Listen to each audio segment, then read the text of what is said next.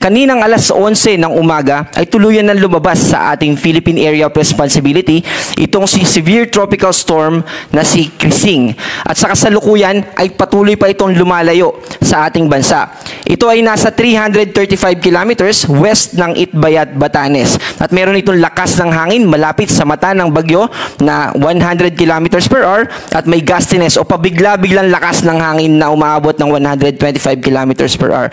Ito ay generally nagmumove pa northwest sa bilis na 25 kilometers per hour. Pero hindi ibig sabihin na palayo na ito sa ating bansa ay wala na itong magiging epekto. Kung mapapansin natin dito sa latest satellite image natin, yung cloud, yung extension ng mga kaulapan nitong si Bagyong Krising ay umaabot pa rin dito sa western part ng Luzon. At bukod dyan sa mga kaulapan na yan, yung southwest monsoon o yung habagat ay nagdadala rin ng mga kaulapan at ito ay nakakaapekto sa malaking bahagi ng southern Luzon at ganoon din sa western Visayas at kasama yung northern Mindanao, Zamboanga Peninsula at yung Caraga region.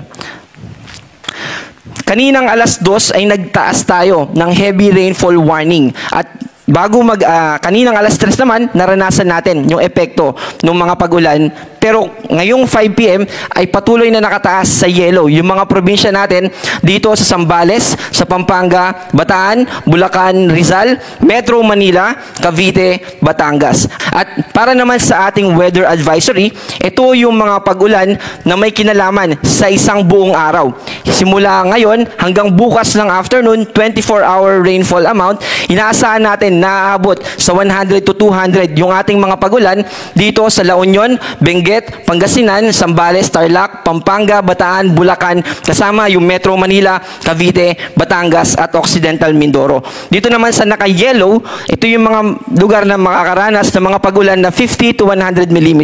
Again, yung yellow na color, ibig sabihin yan ay posible yung mga localized floodings or yung mga lugar lang o yung tinatawag natin na flash floods. At dito naman sa orange, posible yung multiple na mga pagbaha sa isang city o isang region. Para naman bukas ng hapon hanggang sa Monday ng hapon, nakataas pa rin sa orange itong mga probinsya ng Zambales, Bataan at Occidental Mindoro. At 50 to 100 naman dito sa Pangasinan, Tarlac, Pampanga, Bulacan, Metro Manila, Cavite at Batangas.